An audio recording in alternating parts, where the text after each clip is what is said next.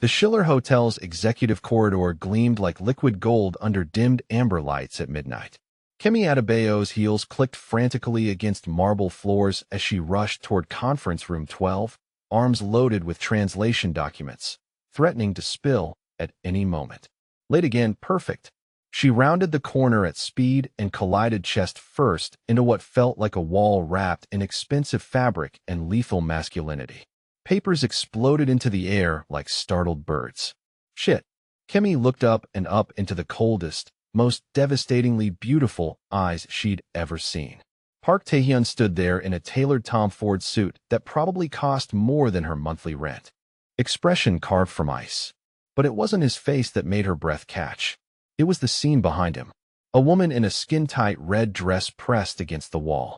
Lipstick smudged, practically draped over another man in Tae-hyun's group. The men were laughing, that particular brand of masculine amusement that said they enjoyed the attention, the power, the game. Tae-hyun's lips curved slightly, clearly entertained by the spectacle. Something hot and bitter twisted in Kemi's chest. She'd seen this before. Men like this. Men who treated women like accessories, like conquests, like toys. Watch where you're going, she muttered in Korean, bending to gather her scattered papers. The words slipped out before she could stop them. Jirahan Namja. Manwh. The air crystallized. Those cold eyes snapped to her, suddenly burning with something dangerous and impossibly amused. He moved closer, prowling, really, invading her space until she could smell his cologne. Cedar and something darker, more primal. Say that again, he commanded in perfect aristocratic Korean that made her stomach flip. His voice was velvet wrapped around a blade, intimate and threatening all at once. Slower. Kemi's heart hammered against her ribs. Every instinct screamed danger, but she'd learned long ago that backing down only made predators chase harder.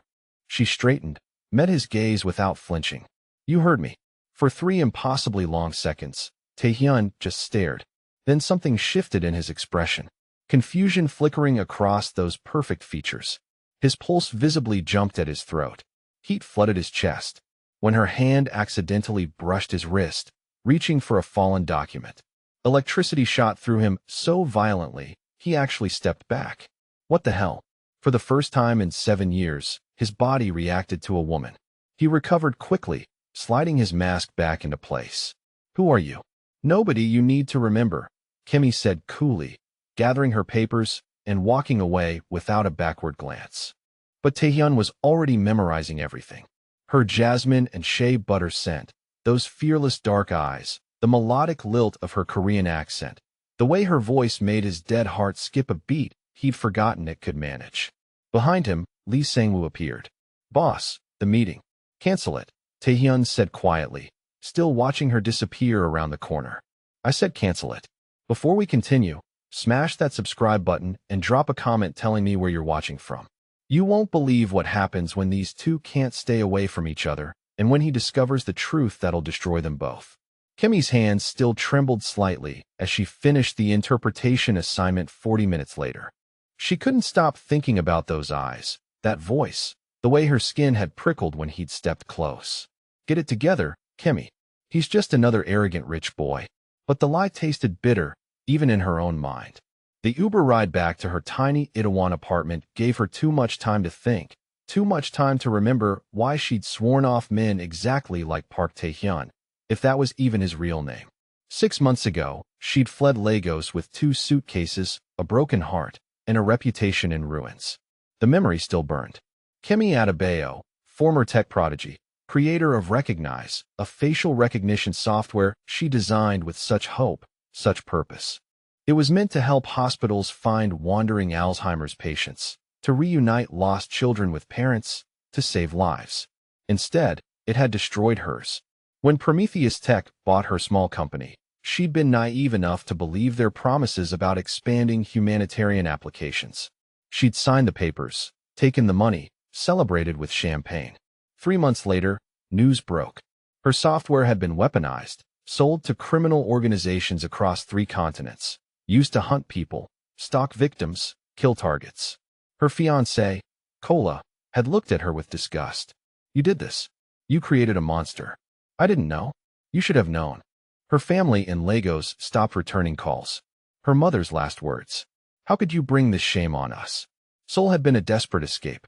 A place where nobody knew her name, her face, her failures. Now she worked 3 jobs just to afford her shoebox apartment, interpretation gigs, freelance tech consulting for startups, teaching basic coding to high school students on weekends. She sent money home monthly. Penance her family never acknowledged receiving. Her phone buzzed. Girl, you alive? You were supposed to text me after the hotel job. Alive. Traumatized. Met the most infuriating man. Oh, details now. Fund me, tomorrow. Too tired to relive it. This better be good. Also, reminder, no Korean men. They'll charm you stupid and leave you crying into soju. Trust me, this one's definitely off limits. She fell asleep, still thinking about cold eyes that had somehow burned. Across the city, Park Taehyun stood at his penthouse window, overlooking Seoul's glittering skyline, whiskey glass dangling from elegant fingers. He couldn't stop thinking about her. For 7 years since Park Jae-hun's assassination, his body had been dead below the waist. Not physically. The doctors had run every test imaginable. Psychologically, they'd said, trauma-induced disconnect. His mind protecting him from vulnerability after he'd failed to protect his brother. Taehyun had learned to live with it. Built an empire on being untouchable. Women threw themselves at him regularly. Beautiful women, sophisticated women, who knew exactly what they wanted. He'd perfected the art of polite rejection, the careful maintenance of his reputation without actual engagement. The great Taehyun the Wolf, Lee Sang-woo teased sometimes, made of ice below the belt. Taehyun preferred it that way. In their world, emotions were liabilities. Love was a weakness that got people killed. He'd watched his brother fall in love. Watched Jae-hun become soft, distracted, vulnerable. And when the hit came, Jae-hun had been at his girlfriend's apartment instead of the safe house. One bullet gone. Taehyun held his baby brother's body and sworn, never again. Never let anyone close enough to make him weak. For 7 years, he'd kept that promise until tonight.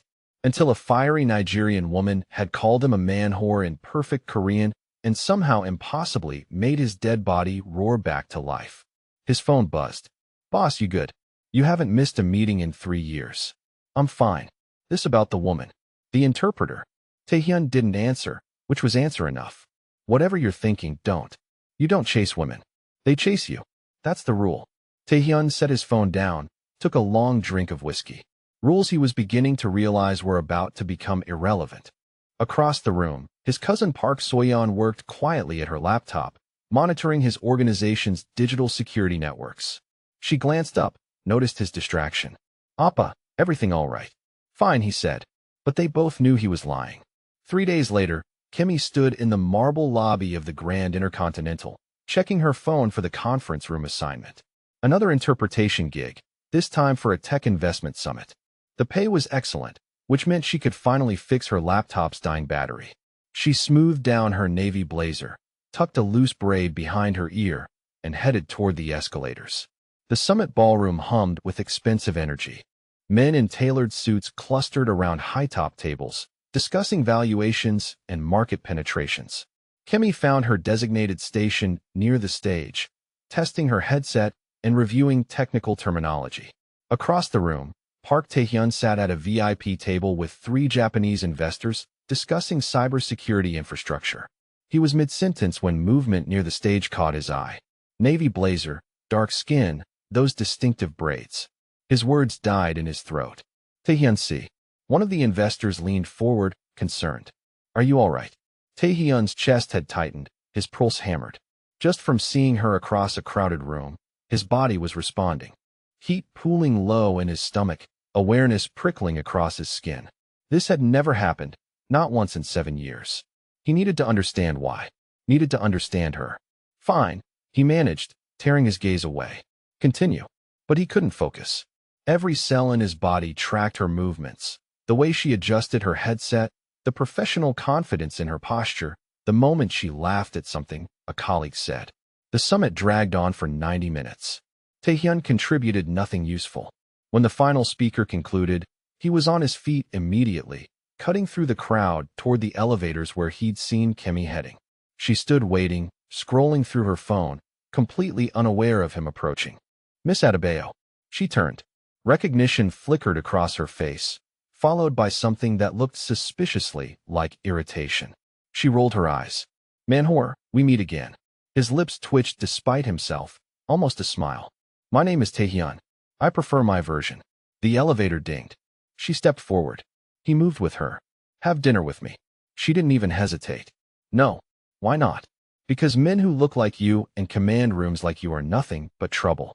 She jabbed the lobby button. Smart woman. He stepped closer, crowding her space just slightly. Have dinner with me anyway. Still no. The door slid closed. Suddenly they were alone in the descending elevator, and the air felt thick enough to choke on. Kemi's jasmine scent wrapped around him. His fingers itched to touch her. I'm not used to hearing no, he said quietly. She met his gaze directly. Then this will be good for your character development. Silence stretched between them. Charged, dangerous, electric. One dinner, Taehyun said finally. I'll answer any question you ask. No games.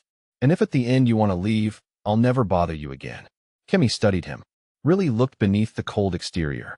She saw something unexpected. Loneliness, maybe. Exhaustion. Something that mirrored what she felt when she looked in the mirror. Curiosity, one dinner. You try anything. I know 7 ways to dislocate a shoulder. This time his smile was real, devastating, transformative, like watching ice crack to reveal sunlight underneath. Noted. The elevator doors opened. She stepped out without looking back, but her heart raced traitorously. Tomorrow night, he called after her. I'll pick you up at 7. You don't know where I live. Yes, I do. She should have been disturbed by that. Instead, something warm unfurled in her chest. Damn it. Taehyun stood in the lobby, watching her leave, that unfamiliar warmth still spreading through his body. He was smiling, actually smiling when Park Sleon appeared beside him. Her voice was tight. I found something. That facial recognition software that was used to track Jahun. I finally traced the original developer. His smile vanished. The warmth drained from his body like someone had opened a valve. Soyeon handed him her tablet, a file, technical documentation. And there, a photo from a tech conference panel. Kemi Adebayo, lead developer, Prometheus Tech Solutions. The woman who just agreed to dinner, the woman who made him feel alive for the first time in 7 years, was the same woman whose creation had killed his brother. Taehyun stared at the screen until the words blurred. His chest felt hollow, his hands steady despite the earthquake inside him. Soyeon touched his arm gently. What do you want me to do? He handed back the tablet, his expression carefully blank. Nothing yet. But I said nothing. His voice went cold. The wolf's voice. Cancel my meetings tomorrow. All of them. Soyeon watched him walk away, worry creasing her forehead. If she'd looked closer at the file on her tablet, she might have noticed something odd. Markers indicating someone had accessed these records before, recently, repeatedly. But she didn't look closer, and Taehyun didn't see her small, satisfied smile. The rooftop restaurant was exclusive enough that it didn't have a name, just a private elevator code, and a view that made Seoul look like a carpet of stars spread at their feet. Kemi tried not to gape. Failed. This is excessive, she said. Taehyun pulled out her chair. I wanted somewhere we could talk without interruption. Or somewhere nobody can hear me scream if you're secretly a serial killer. That too. His eyes glinted with amusement. She laughed despite herself, and something in his chest loosened. Dinner started cautiously. Kemi kept her answers vague when he asked about her work, her past. She talked around the scandal without mentioning it, career that imploded, coming to Seoul for a fresh start, rebuilding from nothing. And you? She asked, sipping wine that probably cost more than her rent. What do you do when you're not being mysterious and wealthy? I run a security consulting firm, he said. Half-truth. I protect people. From what? From other people like me. She laughed, that full unguarded sound that made his pulse stutter. He watched her like she was the only thing in the world, cataloging every expression, every gesture. When she reached for her water glass, he caught her hand. That electric shock again, stronger now, deliberate. His breath caught audibly. What is it? She asked, noticing the way his pupils dilated. You, he said honestly. You do something to me I can't explain. Is that a line? His thumb traced circles on her wrist. It's terrifying. The vulnerability in his voice undid her. She turned her hand, laced their fingers together properly. Maybe we're both terrified. By the time he drove her home, something had shifted. The air between them felt alive, charged with possibility and danger in equal measure. At her apartment door, he cupped her face with both hands. "Reverend, can I kiss you? You're asking permission. That's new for a man-whore." "Only with you," he said softly. "Everything's different with you." She kissed him first, soft, testing a question. He groaned like she'd wounded him and pulled her closer, deepening it into an answer. "You feel plenty to me." That night they made love for the first time. It was intense, passionate, desperate. Two people drowning and finding air in each other. Afterward, he held her like she might disappear, face buried in her neck. "Don't leave," he whispered. "I'm not going anywhere," she promised. But Taehyun lay awake long after she fell asleep, staring at the ceiling. Every day he fell deeper. Every day the truth grew heavier. And every day he became more certain that when she learned what he knew, she would leave anyway. 2 months later, Kimmy had never been happier.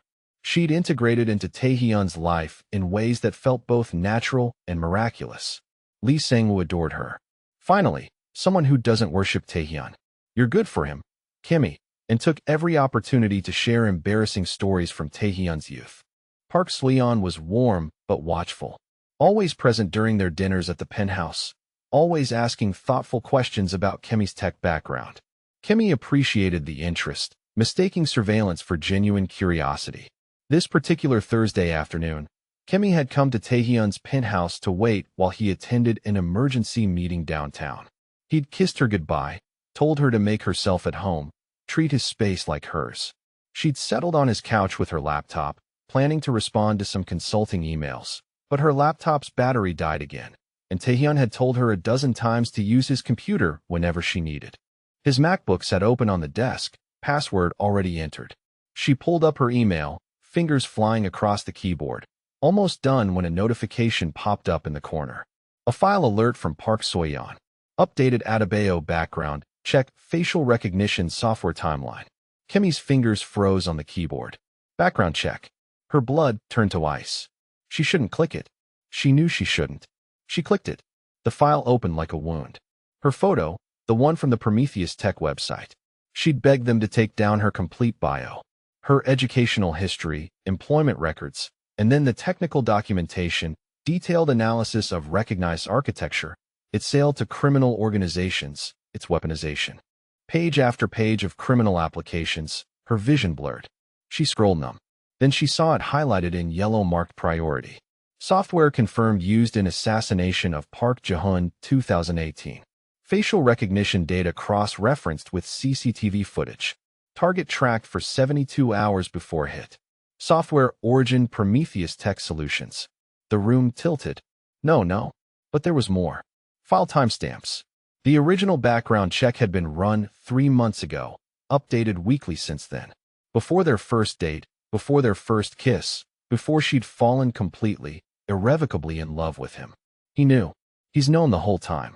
The sound of the penthouse door opening felt like a gunshot. Taehyun's voice cut off abruptly. He stood frozen in the doorway, eyes locked on the laptop screen, and she watched his face drain of color.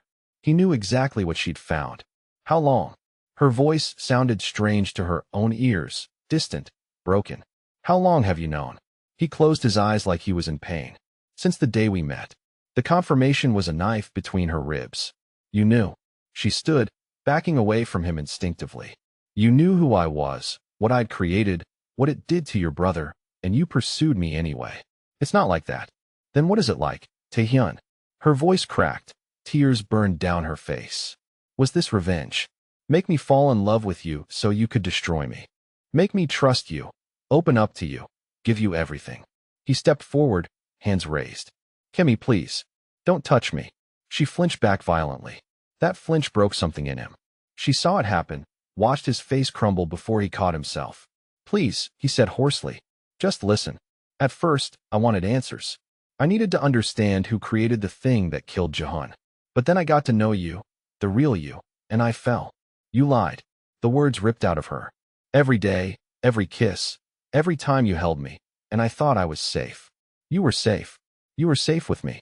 She laughed, and it sounded deranged. I was falling in love with you, and you were what? Investigating me, gathering evidence. I was trying to protect you. Protect who? Taehyun. Me or yourself? She grabbed her bag with shaking hands. God, I'm so stupid. I actually thought you were different. I thought what we had was real. It is real. His voice cracked completely. Everything between us is real. I love you, Kemi. She held up a trembling hand.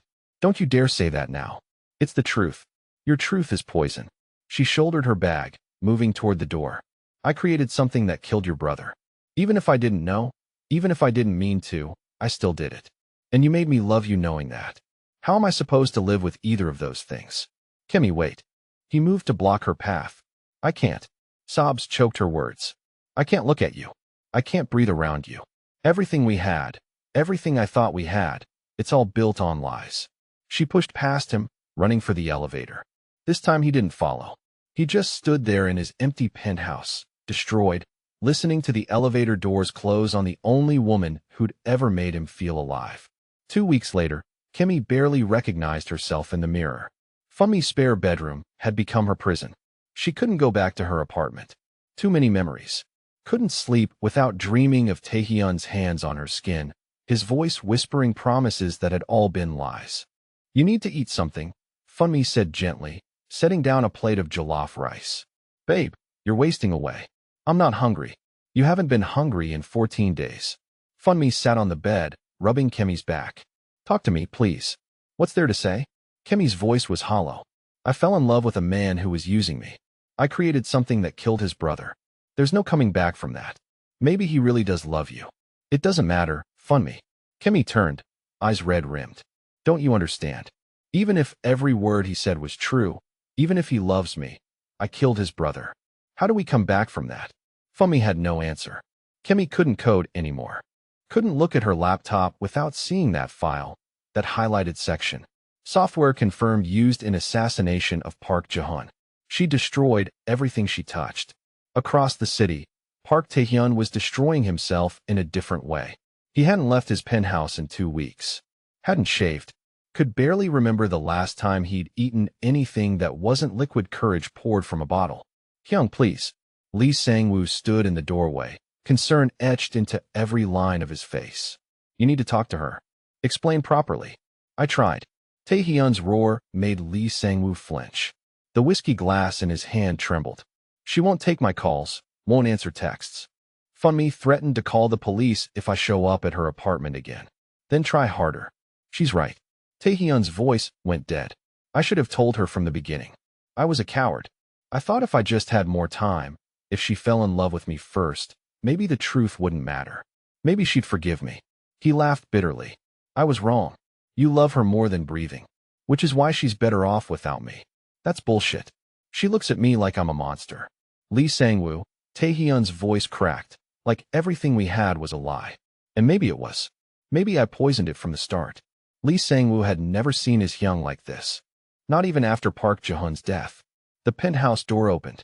Park Soyeon entered with grocery bags, playing the concerned cousin perfectly. Appa, you need to eat. I brought soup.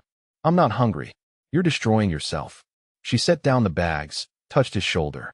This isn't what Jae-hyun would have wanted. His voice went sharp. Don't talk about him. Park Soyeon's expression flickered, something cold beneath the concern before smoothing back into sympathy. I'm just worried about you. After Lee Sang-woo left, after Taehyun had drunk himself into unconsciousness on the couch, Park Soyeon stood at the window overlooking Seoul. Her phone buzzed. Unknown. Everything ready. Almost. The woman's vulnerable, isolated. The timing is perfect.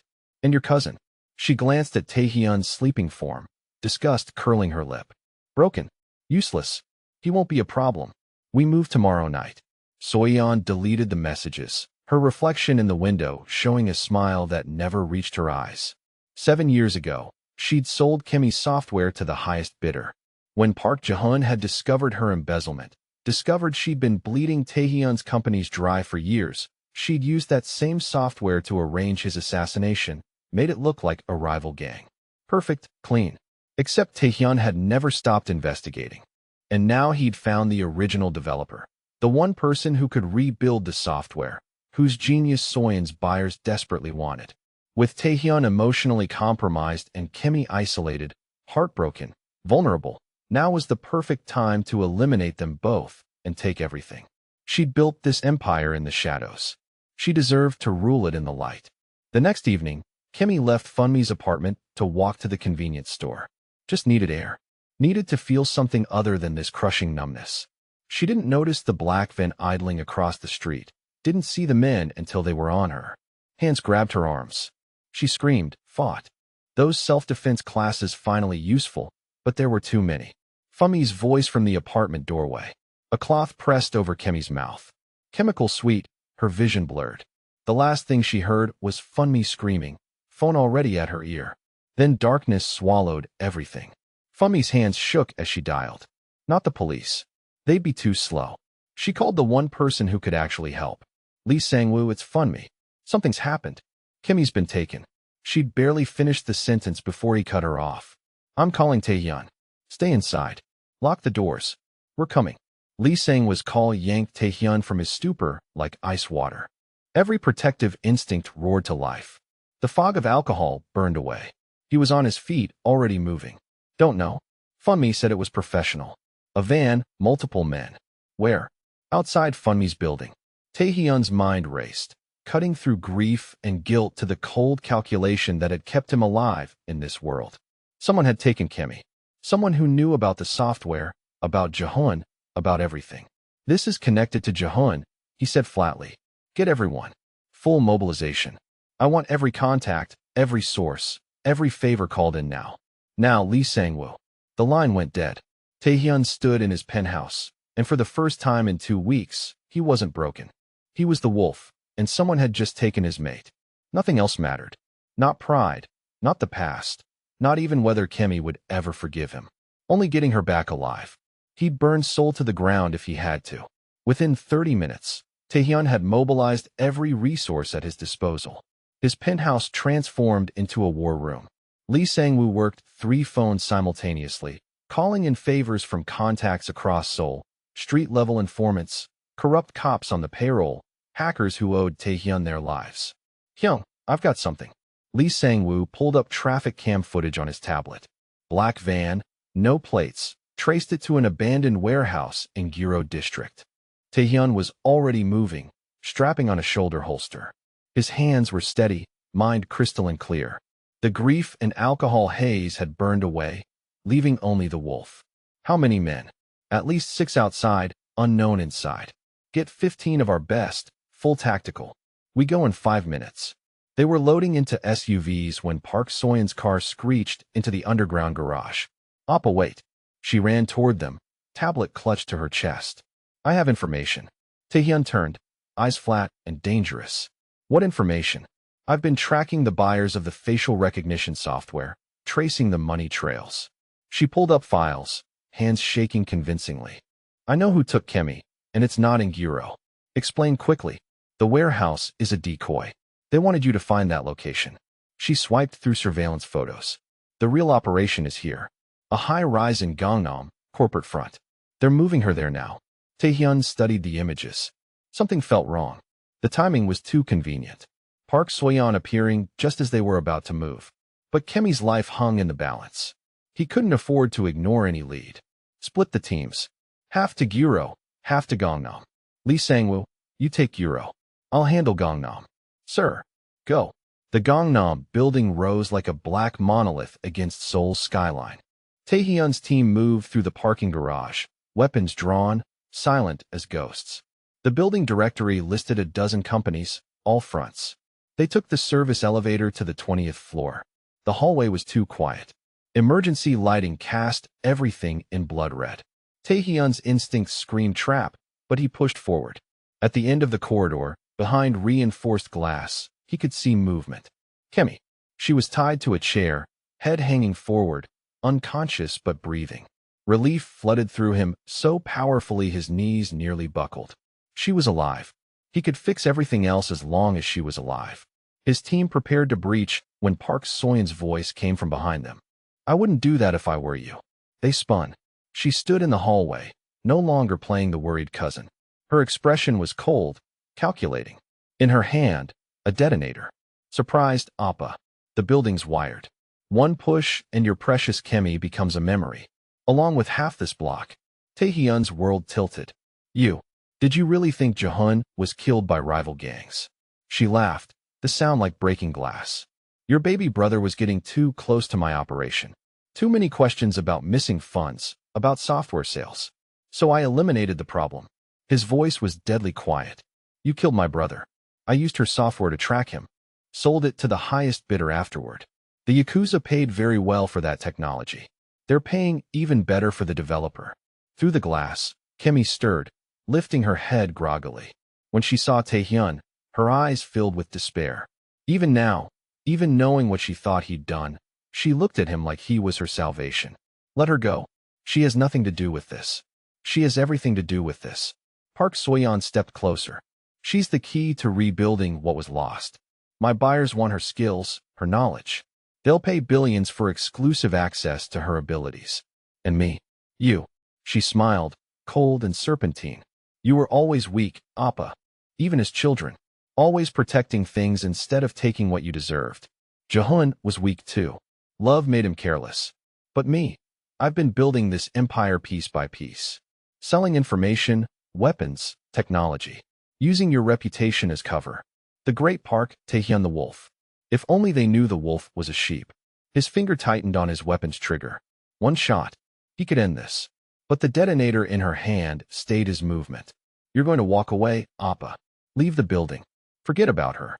In 24 hours, I'll release her unharmed, minus her memories of you. My buyers want a clean slate. Never. Then you'll both die here. Your choice. Through the intercom system, Kemi's voice crackled, weak but defiant. Taehyun, don't listen to her. Park Soyeon's finger moved toward the detonator button. Time's up. The gunshot was impossibly loud in the confined space. Park Soyeon stumbled, looking down at the spreading red stain on her chest in shock. Behind her, Lee Sang-woo lowered his weapon, his team flanked out. Bureau was empty. Hyung. Just like you suspected. A decoy. He kicked the detonator away from Park Soyeon's failing grip. Bombs are fake too. We checked the building's foundation while she was monologuing. You. Park Soyeon gasped, blood frothing at her lips. You were supposed to be a Guro. I was. Lee Sang-woo checked her pulse, confirmed what they all knew.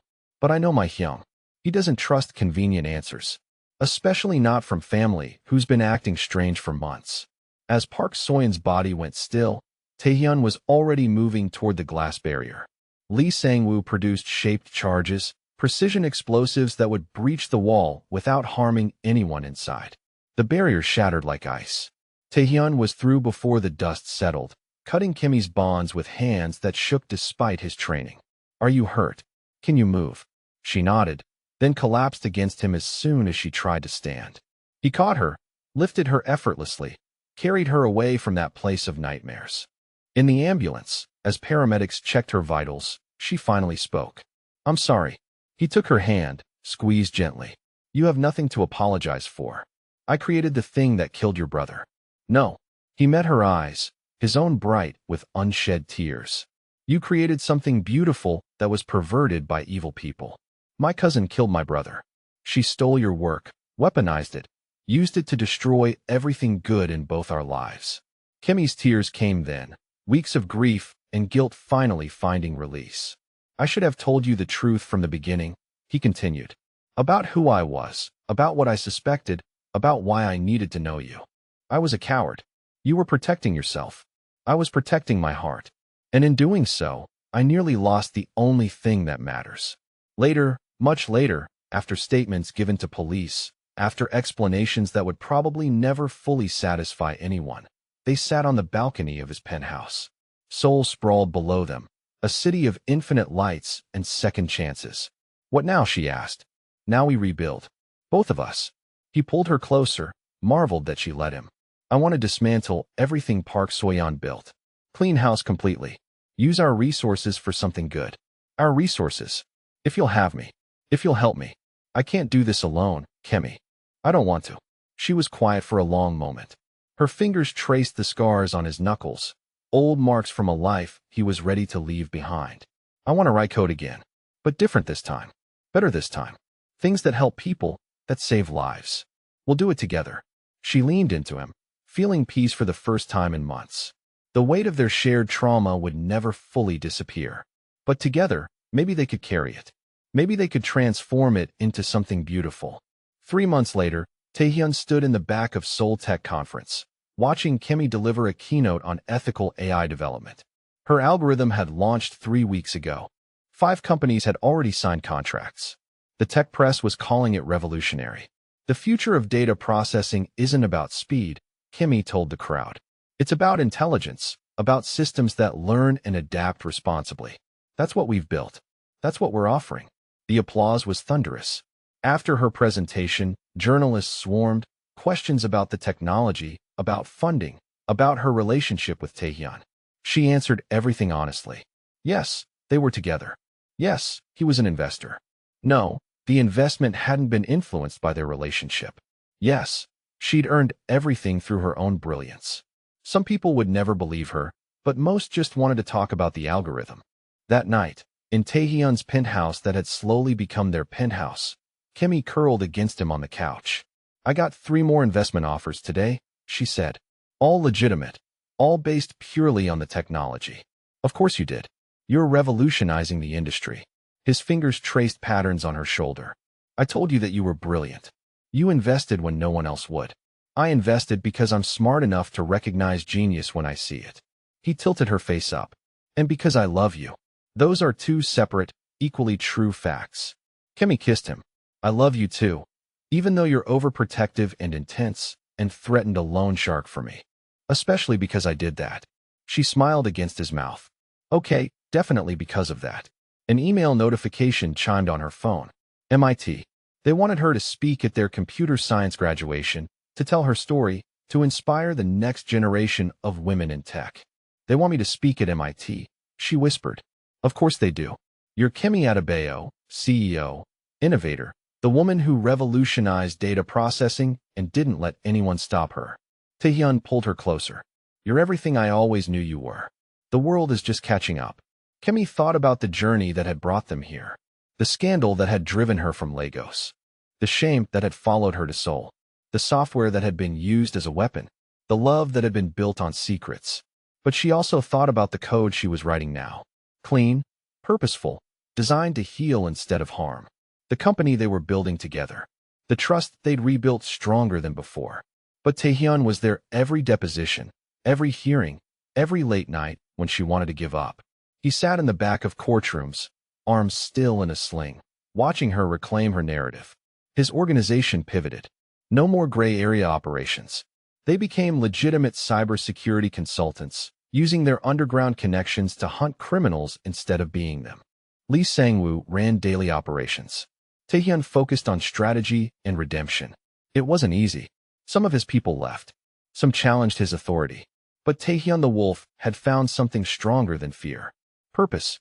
3 months after Park Soyeon's arrest, after the final hearing, after the last line of malicious code was purged from existence, Kimmy and Taehyun sat on his penthouse balcony, watching Seoul's sunset paint the sky in shades of orange and gold.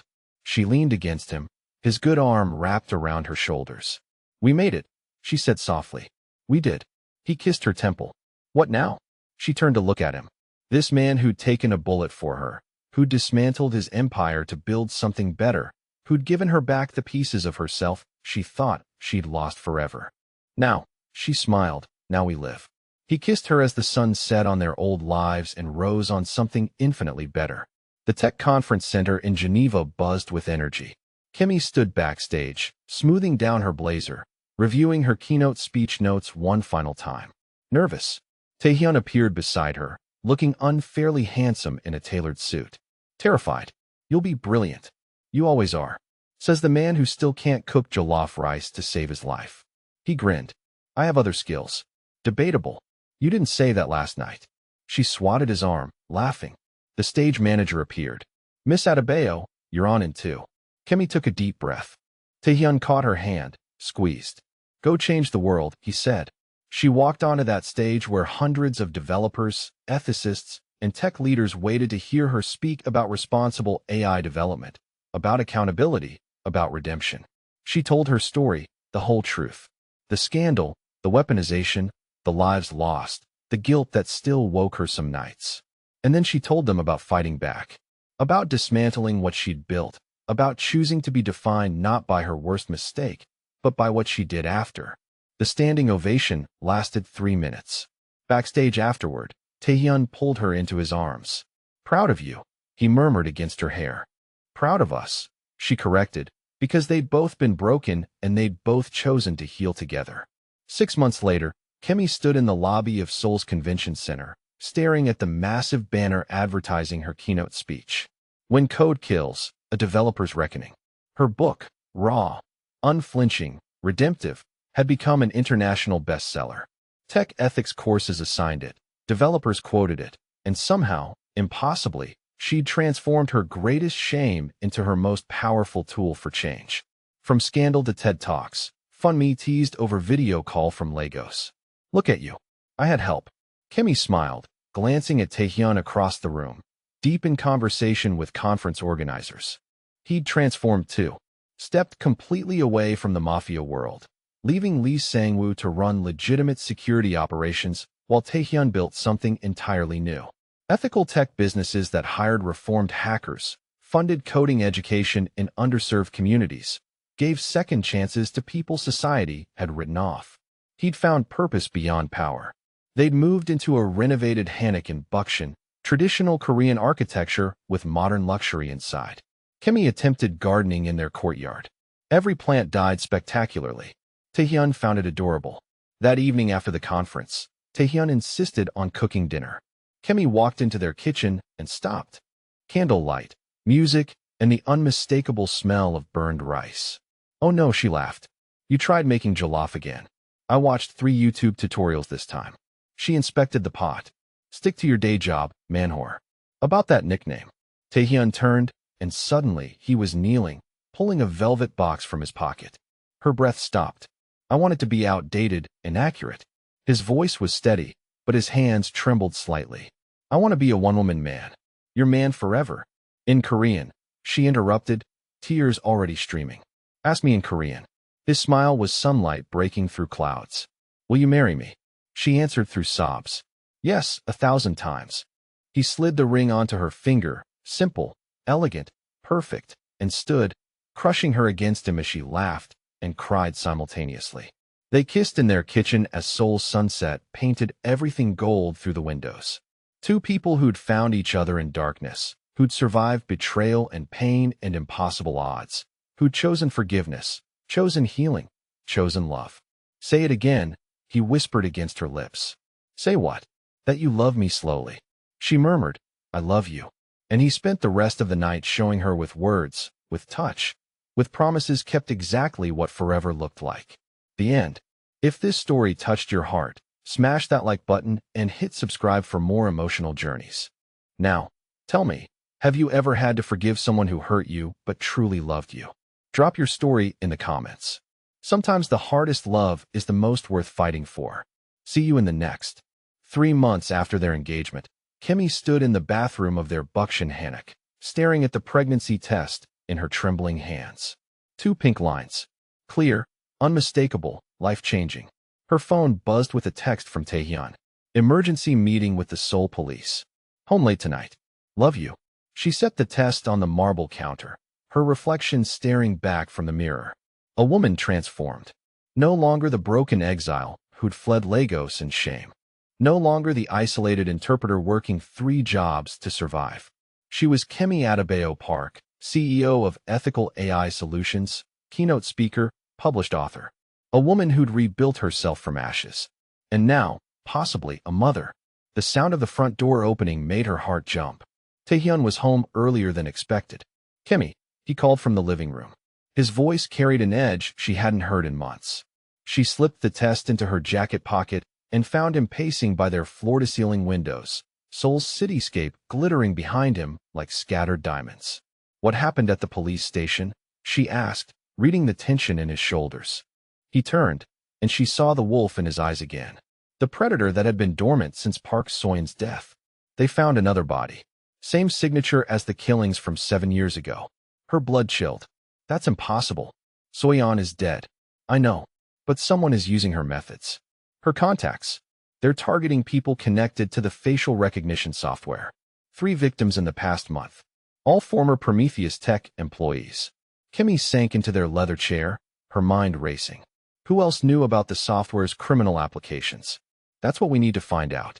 Taehyun knelt beside her, his hands covering hers. There's more. They found something at the latest crime scene. What? Your business card. The one from Ethical AI Solutions.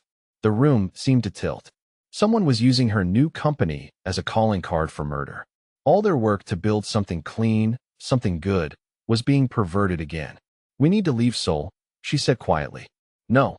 His voice was steel. We don't run anymore. We end this. Over the next 3 days, their home transformed into a fortress. Lee Sang-woo coordinated security sweeps. Former associates from Taehyun's old life emerged from the shadows, owing him favors that could never be repaid. The Hanok's traditional architecture concealed state-of-the-art surveillance equipment. Kemi found herself living in two worlds. By day, she maintained her public schedule. Board meetings, investor calls, the careful choreography of running a tech company under intense media scrutiny. By night, she worked alongside Taehyun's team, using her technical expertise to trace digital breadcrumbs left by their stalker. The breakthrough came from an unexpected source.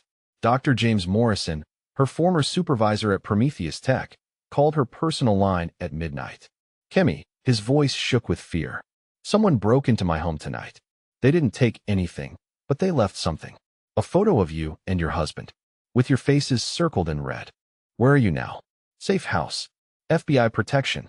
But there's something you need to know. Something I should have told you years ago. Her grip tightened on the phone. What? The software sale to criminal organizations. You weren't the only one who didn't know the full extent. There was a shadow board at Prometheus. People who made decisions above my pay grade. But I kept records. Insurance, I thought. Names, dates, financial transfers. After 7 years, you're telling me this now. Because one of those names just became CEO of Vertex Industries, the company that acquired Prometheus's assets after the scandal broke. Kemi's laptop screen showed Vertex Industries' corporate website. Clean, modern, promising ethical technology solutions. And at the top, a photo of CEO Marcus Chun, formerly Marcus Chang, formerly the silent partner who'd orchestrated her professional destruction. He's been using a new identity, Morrison continued. But it's him. And if he's behind these killings, he's not just cleaning up loose ends. He's eliminating anyone who could expose the shadow board's existence. The call ended. Kemi stared at Marcus Chen's corporate headshot. A man in his 50s, silver-haired, wearing an expensive suit and a smile that didn't reach his eyes. He looked like any other tech executive. He looked harmless. She called Taehyun immediately. We found him. Within hours, Taehyun's network had Marcus Chun under surveillance. The man lived in a penthouse apartment in Gangnam, worked from a fortified office building, traveled with private security. But they also discovered something interesting. He was scheduled to speak at the Asian Technology Summit in 3 days. A public appearance, with limited security protocols. Kemi would be speaking at the same summit. This is not a coincidence, Lee Sang-woo said grimly. He wants you there. It's a trap, Taehyun agreed. He's using the summit to draw you out. Then we give him what he wants. Kemi's voice was steady, but her hand unconsciously moved to her stomach, where their child grew in secret. We end this in public, where he can't hide behind corporate lawyers and private armies. Absolutely not. She turned to face him fully. Taehyun, I've been running from the consequences of this software for 4 years. First in Lagos, then here in Seoul. I'm done being a victim. I'm done letting other people pay for my work. You didn't know what they would do with it. But I know what I can do about it now. She pulled up files on her laptop. Marcus Chun has spent millions covering up the shadow board's existence. But he's made one mistake. He's trying to profit from the same technology he used to destroy lives. What do you mean? Vertex Industries just launched a new facial recognition platform. Military grade, they claim. I analyzed the technical specifications. It's based on my original architecture. He's selling the same weapon to new buyers. The Asian Technology Summit took place in Seoul's most prestigious convention center. 3,000 attendees, global media coverage, and enough security to make the president of Korea feel safe. Kemi walked onto the stage wearing a navy blue dress that concealed the bulletproof vest Taehyun had insisted she wear. Her speech was scheduled for 2 p.m. Marcus Chun was presenting at 3:30 p.m. on ethical AI implementation. The irony was nauseating. Good afternoon, Kemi began, her voice carrying clearly through the auditorium. My name is Kemi Adebayo, CEO of Ethical AI Solutions. 4 years ago, I created something that was used to kill people. Today, I want to talk about accountability. She clicked to her first slide. A photo of the original recognized software interface. This was my life's work. Facial recognition technology designed to save lives. Find missing children. Locate lost Alzheimer's patients. Help families reunite with loved ones. She clicked again. This is what it became. The screen filled with newspaper headlines. Criminal organizations use AI for targeted killings. Tech scandal rocks Silicon Valley. Facial recognition software linked to assassinations. The auditorium was dead silent. I didn't know my software was being weaponized, Kemi continued. But ignorance is not innocence. When you create something powerful, you bear responsibility for how it's used, even when that use horrifies you. She clicked to the next slide. Corporate documents she'd obtained through Morrison's files. These are internal communications from Prometheus Tech's shadow board, the group of investors and executives who made the decision to sell my software to criminal organizations. For 7 years, they've hidden behind shell companies and false identities.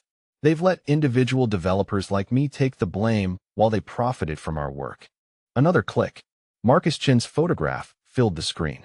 This man, currently known as Marcus Chun, CEO of Vertex Industries, was the architect of that shadow board. He's sitting in this auditorium right now. A murmur rippled through the crowd. Television cameras swung to locate Marcus Chun in the VIP section. He sat frozen, his face pale, clearly calculating escape routes. 3 weeks ago, he began killing former Prometheus employees, people who might expose his operation. People like Dr. James Morrison, who's currently under FBI protection because he kept records of the shadow board's activities. Security guards moved toward Marcus Chin's section, but he was already standing, walking calmly toward the exit. But here's what Mr. Chin doesn't know.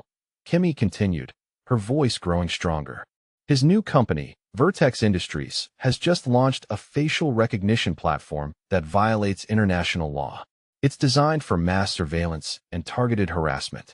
And I can prove it. She clicked to her final slide.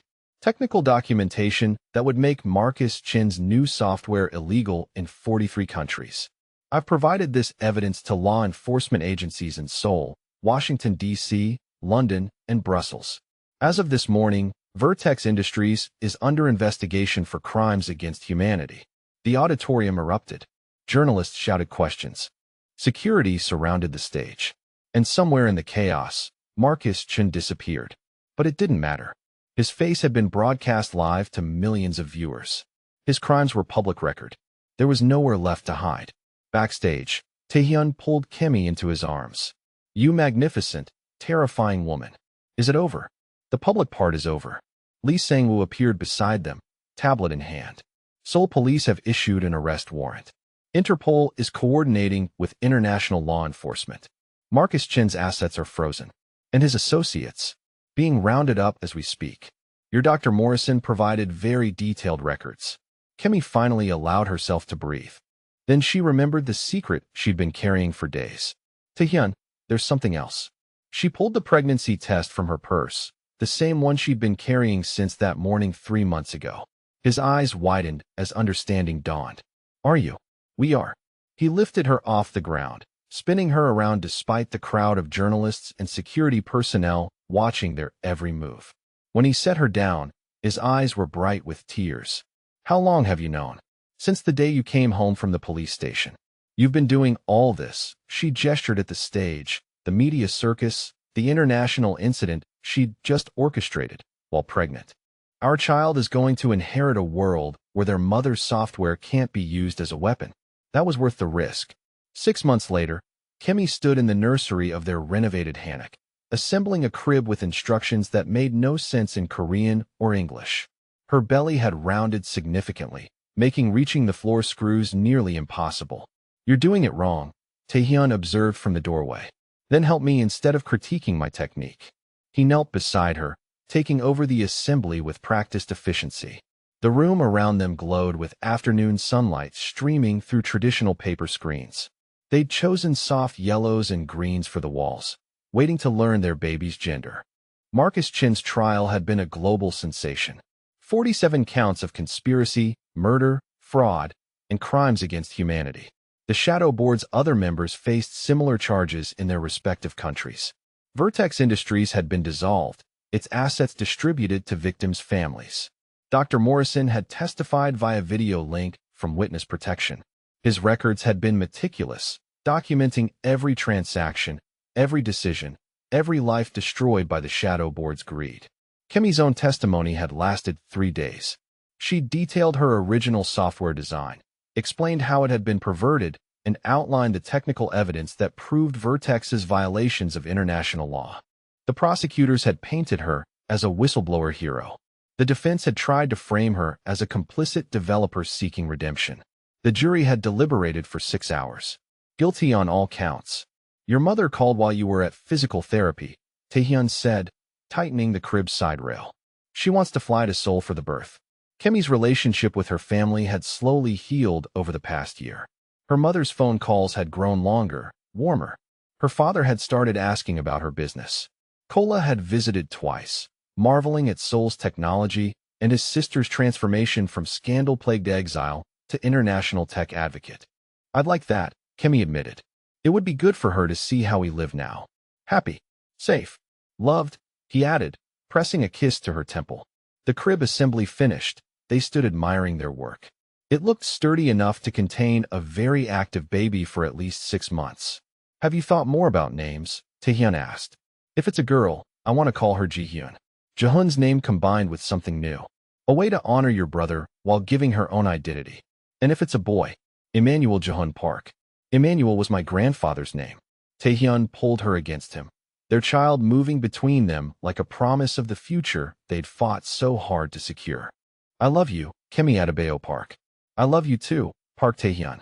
2 weeks later, at 3:47 a.m. on a Tuesday morning, Kemi's water broke while she was debugging code for their new educational AI platform. Taehyun had been asleep beside her, his protective arm draped over her massive belly even in unconsciousness. The contraction that followed the water breaking was strong enough to make her gasp out loud. Taehyun, she shook him gently. It's time. Time for what? He mumbled, then shot upright as awareness hit him. Time. Time, she confirmed, breathing through another contraction. Their birth plan had been meticulously prepared.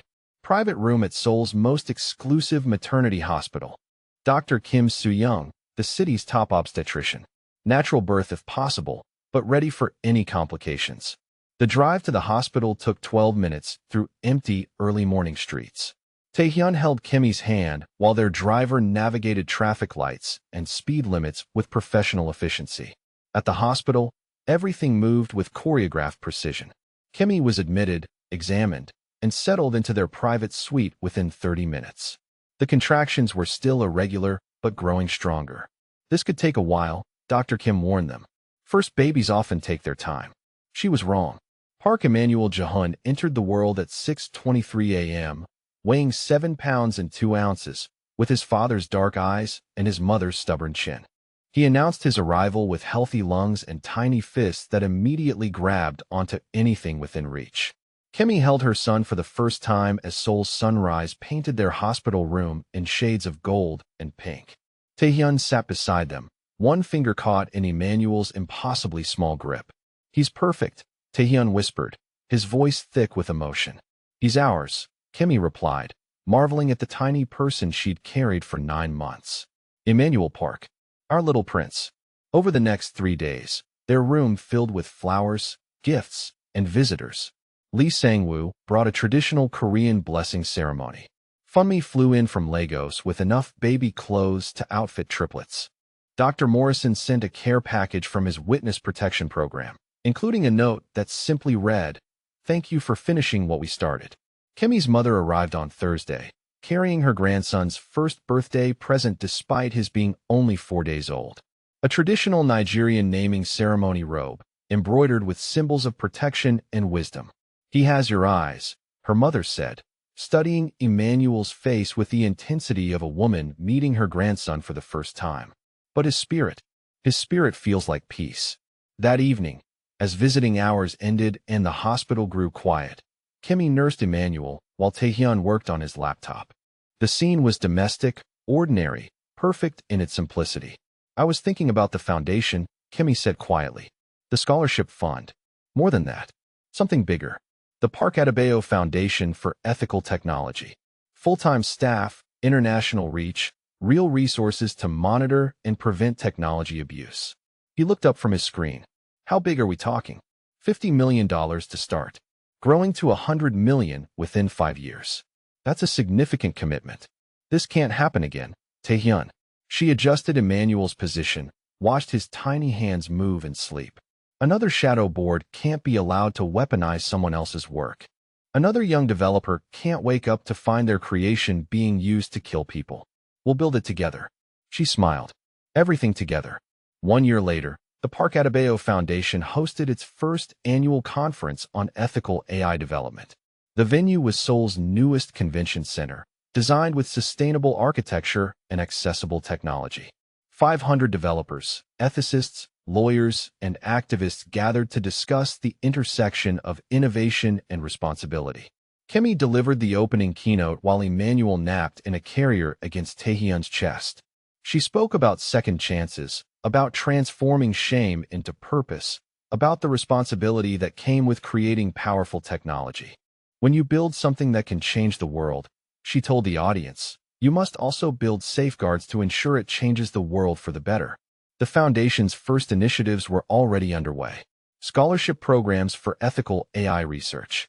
Open-source monitoring tools to detect technology abuse. Legal advocacy for victims of surveillance overreach. Educational programs teaching responsible development practices. Marcus Chin had been sentenced to life in prison without possibility of parole. His co-conspirators faced similar fates across multiple countries. The Shadow Board's remaining assets continued funding victim compensation programs. But the real victory was smaller, more personal. It lived in the toddler who was learning to walk in their Hannock's garden. It lived in the marriage that had survived secrets, trauma, and public scrutiny. It lived in the work they did together every day to ensure that technology served humanity rather than destroying it. That evening, as Seoul's skyline glittered beyond their windows, Kimmy and Taehyun sat on their couch, watching Emmanuel play with blocks. Their son had inherited his mother's focus and his father's determination. At 13 months old, he was already showing signs of the analytical mind that ran in both family lines. Do you think he'll be a developer? Taehyun asked, watching Emmanuel stack blocks with methodical precision. Maybe. Or maybe he'll be something we haven't imagined yet. Something that doesn't exist now, but will by the time he's old enough to choose. Either way, he'll know how to use his gifts responsibly. Kimmy leaned against her husband's shoulder, watching their son discover the world one block at a time. Because we'll teach him that power without accountability is just destruction waiting to happen. Emmanuel knocked over his tower and clapped with delight at the destruction he'd caused, then immediately began rebuilding it, his tiny hands moving with purpose and determination, just like his parents had done, just like they continued to do every day. The end. If this story of redemption, love, and second chances moved you, hit that like button and subscribe for more powerful tales. Drop a comment below and tell us what you think about Kimmy and Taehyun's journey from broken individuals to a family committed to changing the world. And remember, sometimes the biggest mistakes lead to the greatest opportunities for growth. See you in the next one.